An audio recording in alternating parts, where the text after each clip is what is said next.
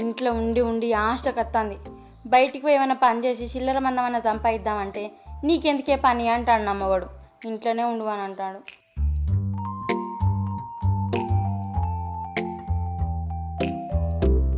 నా మొగరు రాని ఇవాళ అడుగుతా.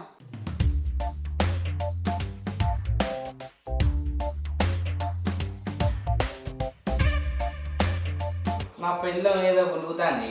నువ్వు ఊహించిందే, నేనేం ఊహించలేదే. నేను కూడా ఏం గులగలే. నువ్వు ఇట్లా కారడ్డ మాటలు మాట్లాడితే నాకు ఏదో చిరాకు ఉట్టుకొస్తుంది.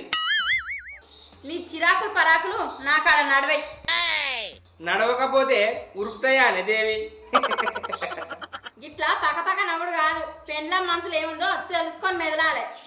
నీకేం తక్కువ చేసిందే దేవి? పనికి పంపిస్తానా పాటకు పంపిస్తానా? అట్లా పంపించినా మంచిగుడు, ఇంట్లో ఒక్కదానికి పొద్దు పోతలేదు.